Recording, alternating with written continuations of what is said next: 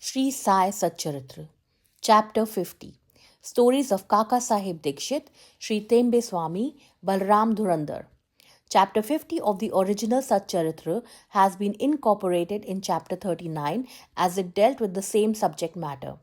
Now, Chapter 51 of the Satcharitra has been treated here as Chapter 50. This chapter gives the stories of Kaka Sahib Dikshit, Sri Tembe Swami, and Balaram Dhurandhar. Preliminary. Victory be unto Sai, who is the mainstay of the Bhakts, who is our Sadguru, who expounds the meaning of the Gita and who gives us all powers. O Sai, look favorably on us all and bless us all.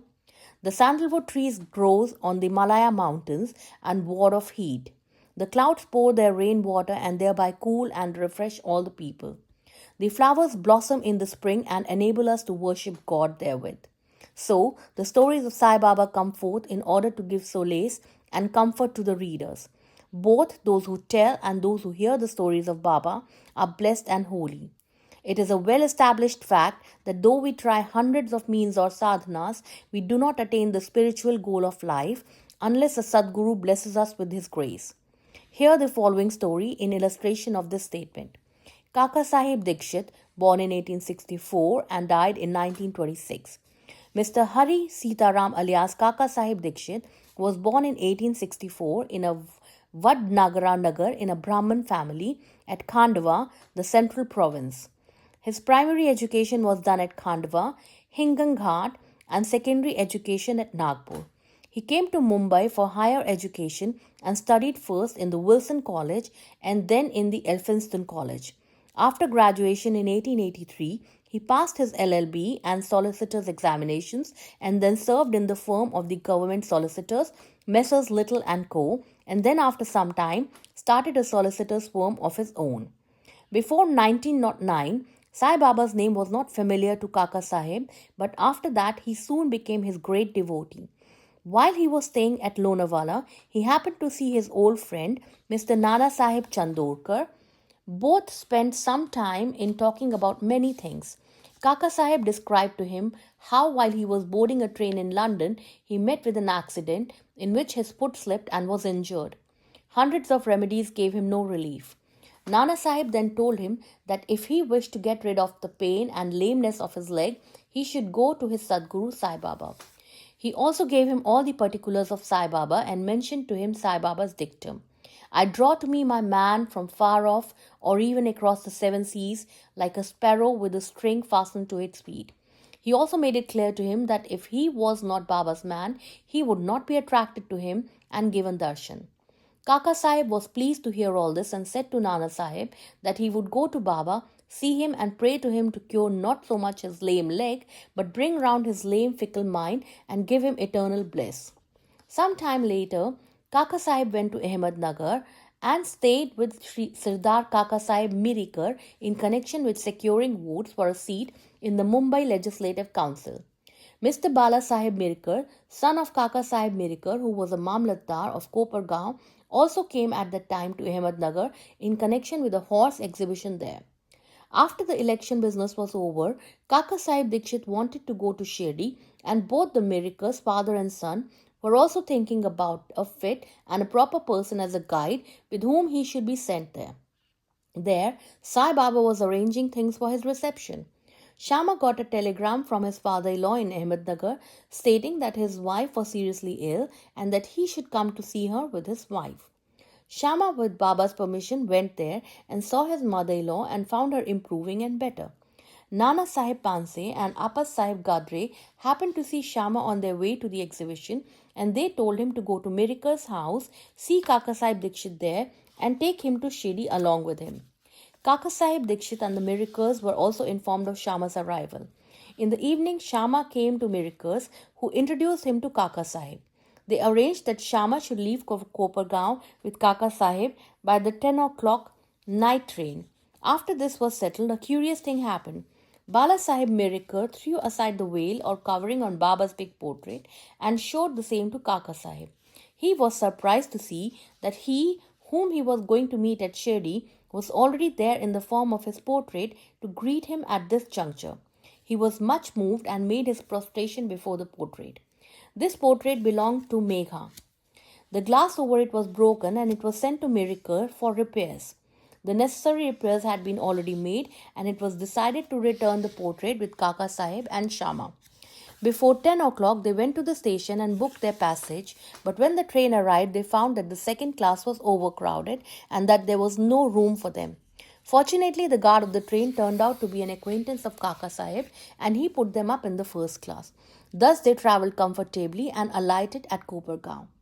Their joy knew no bounds when they saw there Nana Sahib Chandorkar, who was also bound for Shirdi. Kaka Sahib and Nana Sahib embraced each other, and then after bathing in the sacred Godavari river, they started for Shirdi. After coming there and getting Baba's darshan, Kaka Sahib's mind was melted. His eyes were full of tears and he was overflowing with joy. Baba said to him that he was also waiting for him and had sent Shama ahead to receive him. Kaka Sahib then passed many happy years in Baba's company. He built a vara in Shirdi, which he made as his more or less the permanent home. The experiences he got from Baba are so manifold that it is not possible to relate them all here. The readers are advised to read a special Kaka Sahib Dikshit number of Sri Sai Leela magazine, volume 12, number 6 to 9. We close this account with the mention of one fact only. Baba had comforted him by saying that in the end he will take him in air coach, Viman, that is, secure him a happy death. This came out true. On the 5th of July 1926, he was travelling in the train with Hemant Pant and talking about Sai Baba. He seemed deeply engrossed in Sai Baba. All of a sudden, he threw his neck on Hemant Pant's shoulder and breathed his last with no trace of pain and uneasiness. Sri Tembe Swami. We come to the next story, which shows how saints love each other with fraternal affection. Once, Sri Vasudevananda Saraswati, known as Sri Tembe Swami, encamped at Raja Mahendri, Andhra country on the banks of the Godavari. He was devout orthodox Jnani and yogi bhakt of the Dattatreya. One Mr. Pundalik Rao, pleader of Nanded, Nizam state, went to see him with some friends. While they were talking with him, the names of Shirdi and Sai Baba were casually mentioned. Hearing Baba's name, the Swami joined hands with reverence and taking a coconut gave it to Pundalik Rao and said to him, "Offer this to my brother Sai with my pranam and request him not to forget me but ever love me." He also added that Swamis do not generally bow to others, but in this case an exception had to be made. Mr. Pundalik Rao consented to take the coconut and his message to Baba. The Swami was right in calling Baba a brother, for as he mentioned an Agnihotra, sacred fire day and night. In his orthodox fashion, Baba too kept his Agnihotra, that is Dhuni, ever burning in the masjid. After 1 month, Pundalik Rao and others left for Shirdi with the coconut and reached Manmat. As they felt thirsty, they went to a rivulet for drinking water. As water should not be drunk on an empty stomach, they took out some refreshment, that is chivra, flattened rice mixed with spice. The chivra tasted most pungent, and in order to soften it, as someone suggested, broke the coconut and mixed its scrapings with it. Thus they made the chivra more tasty and palatable. Unfortunately, the coconut turned out to be the same that was entrusted to Pundalik Rao. As they neared Shirdi, Pundalik Rao remembered the trust, that is the coconut, and was very sorry to learn that it was broken and consumed. He came to Shirdi and saw Baba. Baba had already received a wireless message regarding the coconut from Tembe Swami and himself asked Pundalik Rao first to give the thing sent by his brother. He held fast Baba's feet, confessed his guilt and negligence, repented and asked for Baba's pardon. He offered to give another fruit as a substitute, but Baba refused to accept it, saying that the worth of that coconut was far more than that of an ordinary one and that it could not be replaced by another. Baba also added, "Now you need not worry yourself any more about the matter. It was on account of my wish that the coconut was entrusted to you and ultimately broken on the way. Why should you take the responsibility of the actions on you? Do not entertain the sense of doership in doing good as well as for bad deeds. Be entirely prideless and egoless in all things, and thus your spiritual progress will be rapid." What a beautiful spiritual instruction Baba gave. Balram Dhurandhar, born in 1878, died in 1925. Mr. Balram Dhurandhar belonged to the Patare Prabhu community of Santa Cruz, Mumbai. He was an advocate of the Mumbai High Court and sometime principal of the Government Law School, Mumbai. The whole Dhurandhar family was pious and religious. Mr. Balram served his community and wrote and published on account of it. He then turned his attention to spiritual and religious matters. He studied Gita carefully and its commentary Gyaneshwari and other philosophical and metaphysical works. He was a devotee of Vithoba of Pandharpur. He came in contact with Sai Baba in 1912. 6 months earlier, his brothers Babulji and Vaman Rao came to Shirdi and took Baba's darshan. They returned home and mentioned their sweet experiences to Balram and other members. Then they all decided to see Sai Baba. Before they came to Shirdi, Baba declared openly that today many of my Darbar people are coming. The Dhurandhar brothers were astonished to hear this remark of Baba from others, as they had not given any previous intimation of their trip. All other people prostrated themselves before Baba and sat talking with him. Baba said to them, "These are my Darbar people whom I referred to before," and said to the Dhurandhar brothers, "We have been with each other for the last 60 generations." All the brothers were gentle and modest. They stood with joined hands, looking at Baba's feet. All the sattvic emotions such as tears, choking, etc. moved them and they were all happy. Then they went to their lodging, took their meals, and after taking a little rest again came back to the masjid.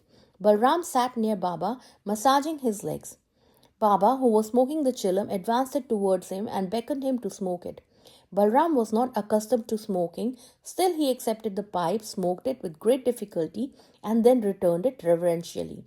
This was the most auspicious moment for Balram. He was suffering from asthma for 6 years. This smoke completely cured him of the disease, which never troubled him again. Some 6 years later, on a particular day, he again got an attack of asthma. This was precisely the time when Baba took his Mahasamadhi. The day of this visit was a Thursday, and the Dhurandhar brothers had the good fortune of witnessing the Chavdi procession that night. At the Aarti function in the Chavdi, Balram saw the glow of Pandurang on Baba's face, and next morning at the Kakar Aarti time, the same phenomenon. The same luster of the beloved deity, Pandurang, was visible again on Baba's face. Mr. Balram Dhurandhar wrote in Marathi the life of Maharashtra Saint Tukaram, but it did not survive to see its publication. It was published later by his brothers in 1928. In a short note on Balram's life given in the beginning of that book, the above account of Balram's visit has been fully corroborated. White page 6 of the book.